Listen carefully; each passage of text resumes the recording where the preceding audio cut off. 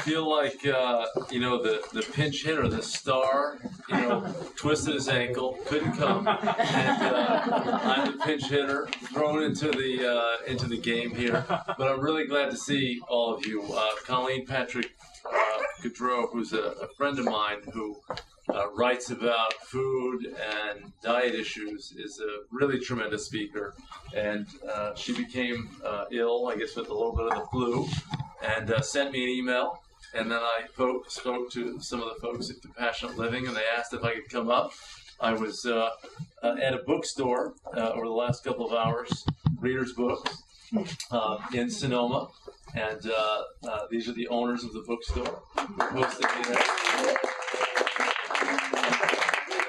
We had a great crowd at the community center there, and I just gave a little talk there, and I'm glad to be making my way around Sonoma County here. So I'm flying out tonight in a few hours from SFO to New York. We've got some events in Connecticut tomorrow. I'm into about day 10 or so of what I believe is going to be a 75-city book tour for my new book, The Bond, which just in its first week debuted at number 11 on the New York Times bestseller.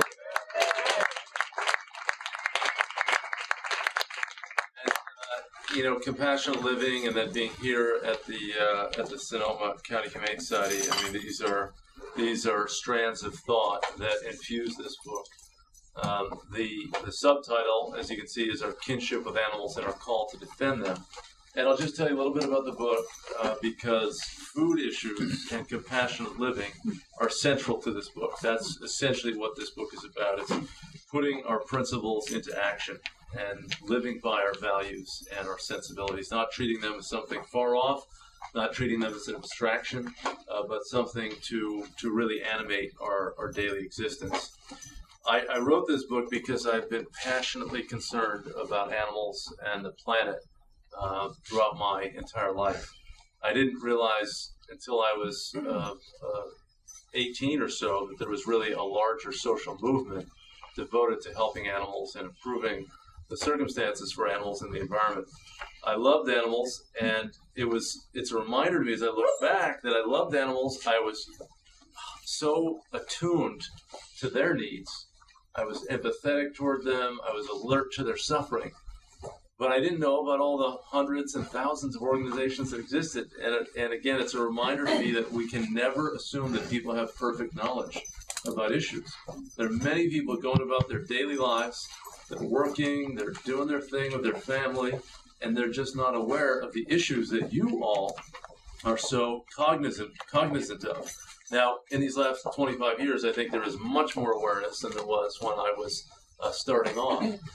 But one premise of this book is that we have an instinctive connection to animals, what I call the bond, that's built into every one of us. And some of us, it's expressed more fully than others. But we have this connection that is really part of our biology. In fact, in the book, I try to explain why we have this connection with animals. And there is more and more evidence to show that there is even some biochemistry to the bond. That there is a hormone that's in all mammals called oxytocin. And when it's thought of as a social bonding drug, and when a mother bears a child, oxytocin is flowing with the mother and the child. And it allows a mother to stare at her child for up to 12 hours a day. It is a social bonding drug. It allows us to recognize each other, to interact with each other. Otherwise, we could be more automaton-like, and we would just pass one another. A lot of us understand that hormones and biochemistry provoke certain behaviors in us, like fear-based responses. If we, have a car accident, there is a feeling of fear. Frankly, if we see certain animals, there's some programming about snakes and spiders that I think is built into us. Even predatory animals, to some degree, inspire fear in some of us. Obviously, our hormones really push us in terms of sexual attraction. So the whole idea that our behavior is linked to our biochemistry shouldn't be some fanciful notion. And the idea that we're drawn to animals, there is more and more evidence to show that when we interact with our companion animals, we are releasing more and more oxytocin, and so are they. And this is part of the explanation why you see when Iraq war veterans come back or Afghanistan veterans come back with post-traumatic stress disorder, they're on medications, they're unable to sleep at night, they get a therapy dog or they just get a companion, and they sleep better, they get off their meds, they can go out of their homes, whereas before they didn't feel they could even leave their homes. It's another reason why we take animals to assisted living facilities, or we take them to senior homes, and smiles wash over the faces of people, and our blood pressure goes down. Animals have this effect on us that is much more than just some kind of sentimental, intellectual concern. There is something very real to our connection. And you look at our social behavior in our society, and you look at all of the manifestations of the connection that we have with animals. We have 2/3 of American households with dogs or cats, 171 million dogs and cats in our home, and we spend more than $50 billion a year on these animals. $50 billion a year. 70 million of us are wildlife watchers. We take to the forests and the fields, maybe even to a whale watching boat, to see the majesty of these creatures in their natural environment. I mean, it is something that is important to us. It is something that is part tonic for us in being in nature and seeing animals and interacting with animals. We now, of course, have all sorts of other manifestations. We have Animal Planet on television. No station like that would exist but for our interest in animals. And if you look at children's books, and I'm sure some of you were children at one point, and, kids' books are just full of animal images. I mean, that's how kids learn to see the world. 90% of the images in kids' books are of animals. So we are connected to animals. And part of the other argument that I make is that we have always had this sort of connection, or some sort of connection with animals. It's been expressed in different ways throughout human history. We've been around as a species a couple of million years, and our time in this industrial age has been pretty limited. We've been in the era of domestication of animals for about 15,000 years. And then for the rest of the 2 million, we were living in pre-agricultural communities, tribal communities. We were hunters and gatherers. And if you look at the anthropological evidence from current tribal communities, whether they're in New Guinea, or whether they're in Brazil, or whether they're in the high Arctic, you see that the people in these communities, while not to romanticize, all of their conduct, they have a very keen understanding of nature. They understand animals. They understand animal behavior. And while they hunt animals and kill them, certainly in the high Arctic tribal communities, there are rituals of atonement. There are apologies made to the animals. There is a connection to these creatures. And there's also plenty of evidence to suggest that almost all tribal communities, certainly a lot of those in New Guinea, a lot of them in South America, kept pets. Now, you would think this would be a luxury. A lot of us think of this as kind of an American or Western notion of keeping pets. It's an expression of middle class or upper class sensibilities. They keep wild animals as pets in so many of these communities because there is attention, there is an interest in animals. And there is also evidence of some pretty interesting interspecies interaction. Women in some tribal communities have suckled baby wolves and other animals. This intimacy of the connection between us and animals has been part of the entire human experience. If you look at the process of domestication, that involved humans and wild animals coming together at some level. Wolves or other animals that were then transformed into animals for farm use or labor. And while it'd be easy to read this situation as kind of very hierarchical, it was humans controlling animals and subjugating them. And I'm sure there's some of that at work. And certainly the modern expression of it is at work. There's also a sense of kinship, and there's also a sense of togetherness, and there was a sense of this dynamic and this bond and this connection. And you rush up to our modern day and our industrial era and now our information era, and you really look at the expressions of the connection that we have now. Beyond the pet keeping, the wildlife watching I mentioned, we have 10,000 organizations devoted to animals. whether they're local humane societies or wildlife rehab groups, or they're groups to protect guinea pigs, or they're groups to protect farm animals, groups to protect rabbits. We have an organization that we support in South Carolina that rescues injured rabbits. We say our motto is we provide hope for the hopless. And, there is an animal group for every sort of animal who exists. And what an incredible amount of charity and volunteerism and philanthropy goes to help these creatures. The flip side of that, of course, is why do we need 10,000 organizations to help animals in society? What is going on to require all of that goodness? Obviously, there's something bad going on. And this is another central thesis in my book, is that we live in an incredible moment of contradiction when it comes to animals. With all this love and goodness for animals, there's all this exploitation and harm. And most social movements are born out of crisis. There are terrible things going on. People, usually a small number of people, stand up and demand redress of the problem. Whether it was the first stirrings of the abolition movement, or the first stirrings of the suffrage movement for women, or whether it was the humane movement and animal protection movement, which had its official sort of institutional launch just after the Civil War ended in 1866. So we had dealt with a great moral crisis in our country. That was slavery. And we fought a war that claimed 600,000 lives. And the run-up to it was decades of agitation, certainly 3 decades of very strong agitation against slavery. And once we dealt with that issue, after so much blood was spilled over that issue, then people began to turn some of their attention to animals. The first groups were formed in the late 1860s, and now it's been growing fitfully. And now 10,000 organizations devoted to this cause. And the need for this activism, unfortunately, is greater than ever. Because we have so many problems: dog fighting, cockfighting, puppy mills, the exotic animal trade, the slaughter of marine mammals. We have canned hunts or captive hunts. We have bear baiting and leg hold trapping. And we have factory farming. And of all of these issues, factory farming is the biggest of the problems in terms of raw numbers of animals put at risk by human conduct. 10 billion animals raised for food every year in the United States. 10 billion. More animals going through slaughterhouse lines every year in the United States than there are people on the planet. I mean, what a logistical enterprise this is just to conduct this activity. And of course, there's been a mass migration, a forced migration of animals over the past 50 years from outdoor settings where animals could feel sunlight on their backs and soil beneath their feet. They were killed at the end of the process, typically, certainly the animals raised for meat.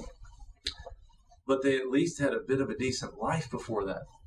But 50 years ago, we moved to this new model of agriculture, and it was an industrial production model where animals were genetically manipulated to exaggerate certain body parts that were valuable commercially. And we began to build big buildings to cram them into and control every aspect of their lives and their feeding. And we put them in cages and crates so they couldn't move, so we could fit more in and also limit their movement so they didn't burn as much energy, so you didn't have to feed them as much. And we would stack them if they were birds, raised for egg production, so you could fit even more, 7 or 8 times as many in a building because you could stack them 8 high. Have a catwalk between levels 4 and 5. This is an incredible example of human ingenuity detached from conscience. I mean, factory farming is an incredible innovation, but it's not attached to our values about animals. It's completely detached in the sense that the animals are turned into just production units. They're meat, milk, and egg producing machines. And we're driving down cost in pursuit of this production system, mass production of animals. And one other big thesis in my book is we can't divorce the economic activities of this country from our values. I mean, that's how you get slavery. That's how you get forced labor of children. We have to attach commerce to our values. And when we do, that reflects the new humane economy that we need to build in our society. We need a new humane economy. That's the last chapter of my book, that marries our principles and our beliefs with the economic activities of our society. You know, when I think of this, I think of what goes on in Canada right now. Just a few days ago, the government of Canada opened up the annual seal hunt, and I've been up to the ice many times now, and this is an incredible spectacle of wildlife. These 6 million seals come down from Greenland, and they come down the Atlantic coast of Canada, down Quebec, down the eastern flank of Quebec, and to Labrador and Newfoundland and Prince Edward Island. And at the terminus of their migration, these seals give birth in what is, again, one of the greatest wildlife spectacles in the world. And the pups are born in the spring, are the most helpless of all creatures you can imagine. Their mothers abandon them after 12 days. They feed them with this rich, nutrient-dense milk for 12 days, and then they swim off and leave the babies on their own. But they're pure white. And they are animals who cannot swim, and they also cannot run because they have fins. And then men in boats come with clubs and guns and an intention of trying to take advantage of these animals, and they club them, and they shoot them, and they strip their fur off, leave the carcasses on the ice. And when you see it, and you see the carnage and the killing, and then you see the beauty and the glory of nature, you know, before this happens, you think, my God, this carnage and killing is the old economy. That's the old economy of slaughtering the bison in the central part of the country or eliminating the pasture pigeon. It's like, you know, grabbing and running and leaving a bloody mess in your wake. And the new economy is built on appreciating these animals and valuing these animals for who they are as individuals and recognizing the ecology of this incredible subarctic landscape and appreciating it. And I look and I think, God, there are 40 million Canadians, 310 million Americans, and billions of other people in the world. How many of us would be interested in clubbing and killing seals? And how many people would be interested in wearing the skins of these seals? I mean, is it a tiny fraction of 0.1% of the people in the world? But how many of us, how many millions of us would love to see these creatures? How many of us would go on a wildlife watching extravaganza and consider it the trip of a lifetime to see this lunar landscape with the sun beaming down on this ice and a kaleidoscope of colors? You know, I had to squint and keep my eyes closed because it was so bright and so beautiful. You could see seals as far as the eye can see. I mean, this is the new humane economy that we need to build. And the beauty of this for us is that we humans are capable of this. We're capable of it morally. We're capable of it technologically. We're capable of it economically. The only limitation upon us is just the shackles of our prejudices, the shackles of our view that somehow the way we did things is the way we must do them in the future. You know, I look at our economy and I look at all of the change that constantly occurs. You know, in my professional lifetime, since, you know, when I was in college, I started typing my papers on a typewriter. And, you know, now we have the age of the internet and email, and there's been a revolution in communications. I mean, I can Skype someone in Moscow, and I can talk to our disaster response team in Tokyo. I mean, what a new world. Transportation systems. You know, I drive a hybrid. I mean, this is an incredible innovation to respond to fuel scarcity and trying to limit our impact on the planet. I mean, our opponents somehow want these things to stay the same.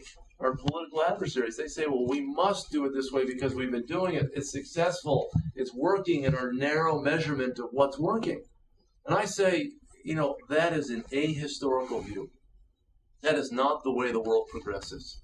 And we cannot be the society we imagine that is grounded on principles of fairness and decency and justice. Whether you look at our our secular institutions and the political founding of this country, with the Declaration of Independence and the Constitution, the Bill of Rights, those documents that are the bedrock documents of the founding of this nation are grounded on values and principles: democratic decision-making, freedom of speech, the inalienable rights of the individual, fairness, justice, liberty. You know, the founders, some of them had their own set of contradictions. Some of them had slaves, yet they still espoused these views. Well, we had to wrestle with the issue of chattel slavery, because you cannot have a society that's grounded on these principles and then allows that sort of conduct to occur. It's inconsistent with the fundamental values of the nation. And you can't talk about democracy and disenfranchise half the people. You can't deny the right to vote to women in a society. So we had to fight that women's suffrage battle. It took a long time. It took many decades. But of course, we look back and say, why did it take so long? How could we have denied women the right to vote until 1920? Well, we have to wrestle with this issue of the protection of animals as well. I mean, you can't have justice and fairness and then suspend that thinking when it comes to our conduct with the animals. They're everywhere in society. We have moral problems with the treatment of animals everywhere because it's interwoven into our daily lives, it's interwoven into the economy. But that means we also have moral opportunities every day. When we make a choice of buying products not tested on animals, we vote with our dollars. That's a moral opportunity we've exercised. When we think about our food choices and eat lower on the food chain and stop this consumption of animal products from factory farms, that is a moral choice that's been exercised. And you can think about clothing, you can think about your acquiring of companion animals. There are 1,000 ways to think about the choices that we make where we hold the power in our daily lives. You know, I think about what's going on in recent weeks in the Middle East and North Africa, and the yearning for democracy that so many people in a part of the world where some people said, you know, people don't have those yearnings. Well, they do have them. They have yearnings for freedom everywhere. And I think that, you know, when you have these principles of a democracy established, then we've got to begin to apply these values in a consistent way in the world. When it comes to animals, we've settled the basic issue. All 50 states have anti-cruelty statutes that codify the notion that cruelty to animals is wrong. It's a moral problem. It is a legal problem. It's a felony in every state to harm animals maliciously. Dogfighting is a felony in every state. General acts of cruelty are a felony in just about every state. And in 40 or 50 states, it's a felony to engage in cockfighting. Well, if we already recognize that animals have interests and that we need to restrain our behavior to recognize the integrity of these individuals, then how can we not logically apply these same principles to factory farming settings and animal testing laboratories and other settings where the use of animals has become normalized and it's become institutionalized and somehow it's legal? That still doesn't make it morally right. We've got to be more rigorous in our thinking about addressing all of these wide ranges of problems. And we've got to get on with compassionate living. We've got to live our lives like our choices matter. We're not just economic engines doing our thing. You know, we're not those automatons without oxytocin. We do care about social interaction. We need interaction with other people to feel whole and complete. Well, we need to interact with animals in a way that's proper and good in order to feel whole and complete. When we have more cruelty to animals, we have all sorts of collateral impacts on society. When we're bad to animals on factory farms, it's not just the animals who are victims, but the environment is often in trouble, and there are public health problems, there are personal health problems, there are loss of rural communities because the factory farms gobble up the small farms. When we see dog fighting in our communities, we don't see people who are just generally fighting dogs. They're great, upstanding citizens. Do you know a lot of other very successful dog fighters? I don't think so. This is an attitude where there's a loss of empathy, and then it spills out in other ways into society. Now, we hope we can redeem people. We don't want people to just be in a static place and then be that way forever. We want people to grow. I love when we have ex-trophy hunters who join us in protecting wildlife. And I love when we have ex-ranchers who join us and become some of the best advocates for farm animals. All of that, to me, is about the personal progress and the progress of a society. You know, we're not just taking the situation as static. We want everyone to be better.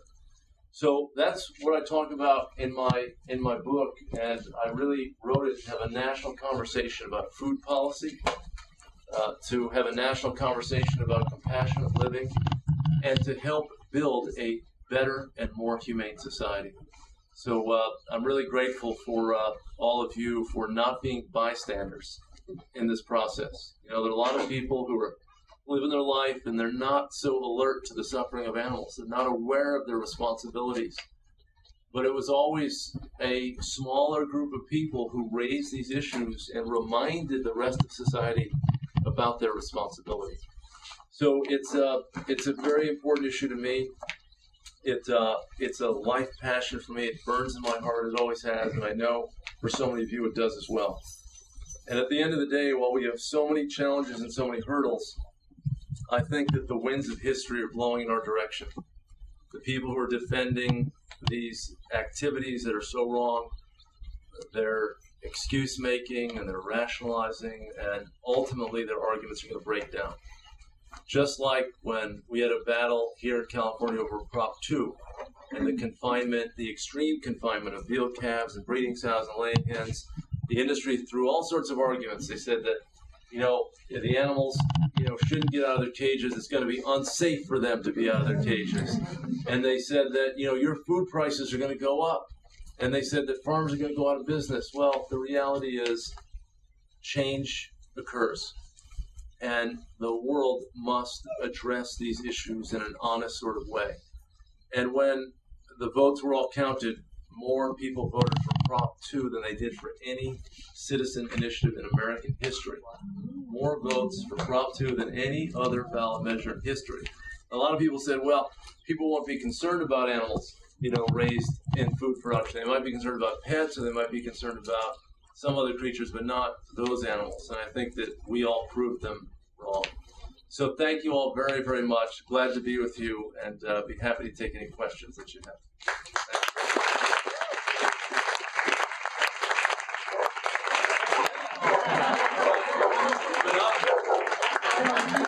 Give it up from the canine world.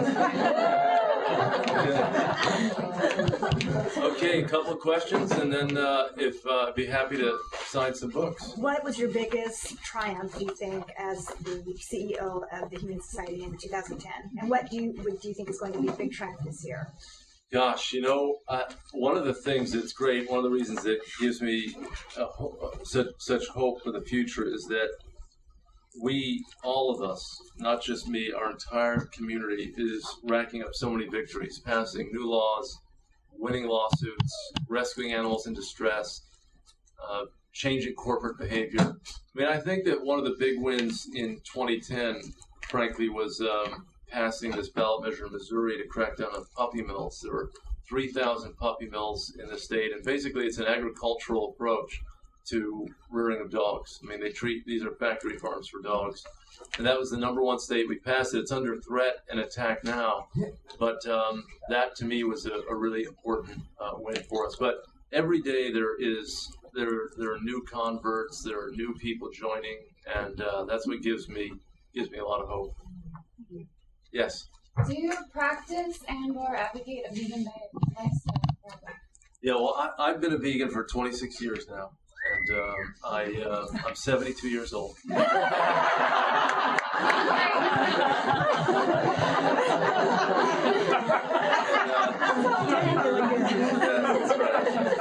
And you know, I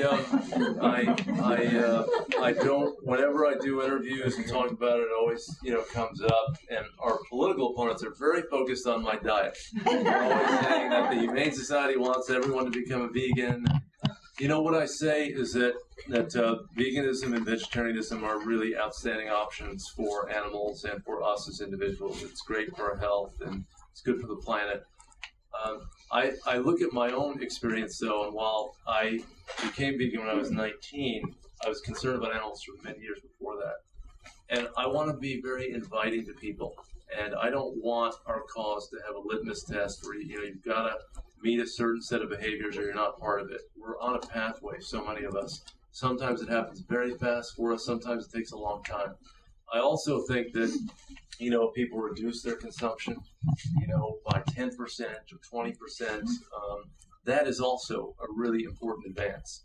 And obviously, even if people, decide they're going to be consuming meat, as long as they, don't buy products with factory farms, that's an advance as well. Now, it may not satisfy those of us who are really, deeply concerned about the central moral question, but it's an advance and it's part of the process of being a conscious eater. And I think that we need to allow people to think through this process. Yes, yes, yes, yes. I had a question about Michael Vick. Yeah. And your 60 Minutes interview with him, and I was a little surprised, to be honest. Yeah. So was I. I believe that there are some things that are, because of his socioeconomic background and where he was raised, that these things were part of his environment. And what does he have to work in an animal shelter as part of his rehabilitation to learn to have respect for animals? Yeah. Or what are your feelings on that? Well, he's not under any court duty to do anything when it comes to animals. He did have to pay $1 million for the care of the dogs that were rescued from his property. And he had a 2-year sentence. Most of it was at Leavenworth Penitentiary, and then he had some home confinement. And he also had a lot of other impacts on his life. He lost a $120 million contract, and he's bankrupt now. I think he's about $10 million in the hole. I was very involved with the effort to pass the federal animal fighting law under which he was prosecuted. That was an HSUS initiative. In the late 1990s, I decided that we would launch a campaign to eradicate dogfighting and cockfighting in the country. And we banned cockfighting in the 5 states where it remained, and we moved to get felony level penalties in so many other states, and we got the federal law. Vic would never have been prosecuted but for that effort. And when his crimes came to light, we were absolutely committed to seeing that he was brought to justice, that no one is above the law. And we demanded that he be ousted from the NFL and of course the Falcons. And when near the end of his prison term at Leavenworth, he reached out through an intermediary, and this is recounted in chapter 4 of the book. And he said that he wanted to help with our anti-dogfighting campaign because we have very major anti-dogfighting campaigns, rewards programs, tip lines, train thousands of law enforcement officials, and we have community-based programs that reach kids on the street to prevent them from going down this road. So the first response from me when I had this entreaty from his folks was absolutely not, never talk to the guy. He's toxic. I don't want to get near him. And then I had this nagging feeling. That, number one, what are we about at the Humane Society? Are we about change? Are we about people getting better? Are we about, saying that someone's in this place and they're always going to be in this place and they can never get better? I mean, what's the point of our work at the Humane Society? Animals will help if they're exposed. Yes, and then I also thought about him and his profile, how he started. He started when he was 7 or 8 years old, dogfighting in Newport News, and I thought, this is the biggest growth area for dogfighting in America, is urban-based dogfighting. Young men and boys, typically African American, not always, getting dogs for the wrong reasons and squaring them up in back alleys or abandoned buildings. And, I wasn't doing a lot of talks in downtown urban settings and reaching a lot of kids. They just were not interested. But Michael Vick could get their attention, and he could draw crowds, and he could offer his story as a cautionary tale, just like Howard Lyman, speaks about cattle ranching. And Don Barnes used to speak about his work in a primate laboratory and then says, no, we need to stop it. So I agreed to sit down with him. I recorded the conversation in the book. And the bottom line is I felt like endlessly flogging Michael Vick would do nothing for one animal. But putting him to work in communities to reach these kids could reach thousands of them and could spark this bond in them to lead them to who knows where, not just not dog fighting, but thinking about their responsibilities to animals in general. And he and I personally have spoken to more than 10,000 kids together. And every time I'm with him, I am preaching the message about animals. And it's a process for him. And I think that he is getting more whole as a person in the process. And I feel good about that. But I really feel good about reaching all these kids in urban communities. Thank you. Yes. I've heard that almost 40 of his dogs were rehabilitated and placed in family homes. Well, Best Friends Animal Society took a lot of them, and some other groups did. And this was a learning moment for so many of us. You know, typically, and it was even the HSUS policy that, you know, there's so many animals in shelters, and there's so many pit bulls in shelters. You know, when you confiscate animals from a fighting operation, you know, how do you handle them? And, you know, with so many animals backlogged, waiting, I mean, the typical response has been to euthanize. And we learned a lesson, because even those dogs should have an opportunity to be evaluated and rehabilitated. And I think that was another incredible outcome of this whole controversy, that we have a newfound attitude on handling the victims of these animal fighting operations. So we changed the legal landscape for animal fighting in the country. I mean, it was already strong. We put it up here. Then we had this issue, and now we're doing community-based outreach to communities that we've never had a conversation with. So I feel like what we need to do is we need to take these terrible cases and turn them into something, which is what we did with Katrina. You know, when Katrina struck and there was so much dislocation and so much harm, once people began to understand the strength of the human-animal bond, we passed 20 state laws to include pets in disaster planning, and we strengthened the understanding of how people are connected to animals. One more question over here, yes? I was wondering what you think are the next steps for animal breeding operations and factory farming. Animal breeding, like dog breeding, you mean? Or well, I think that we've got to have new standards to govern breeding, because the puppy mill industry has had all these years to do better, and they've not imposed any standards on themselves that really are showing any safeguarding of the dogs. So we need more measures like Missouri to crack down on these operations. In Pennsylvania, where we passed a law there. I think when we succeed, and I desperately hope we're going to succeed by 2020, to eliminate the euthanasia of healthy and treatable dogs and cats in shelters, we're going to still have a lot of demand for dogs and cats. People are going to need to get them, and there will need to be breeding of animals, responsible breeding, to meet the demand for them in our homes. So we need to have good standards. In terms of factory farming, you know, Prop 2 is a watershed. I mean, its reverberations are felt all over the country. And it's a big multi-billion-dollar industry, which I talk about in the book in terms of the ag subsidies, the billions that they're getting every year. These folks who say, we don't want any more government regulation, you know, keep your hands off what we're doing, are feeding at the trough of the American taxpayer for billions of dollars in subsidies. And we need to address those subsidies. We need to stop the intensive confinement of these animals. We need to stop routine mutilations like tail docking and other practices. And we need to educate people about the choices they have.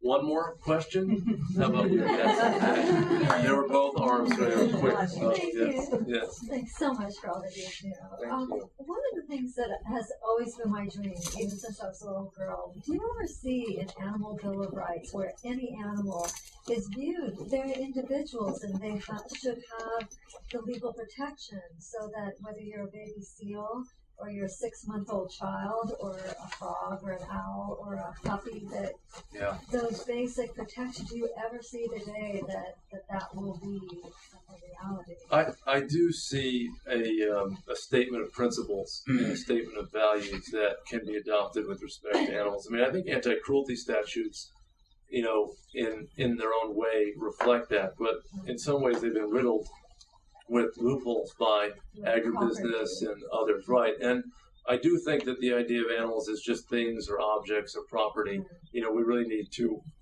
have a different view of them, that they are living, feeling beings. They deserve respect. They deserve our compassionate consideration. So I think that will be part of our legal evolution and our moral evolution. Thank you. Yeah, thank you. Thank you all very much. I've got to leave.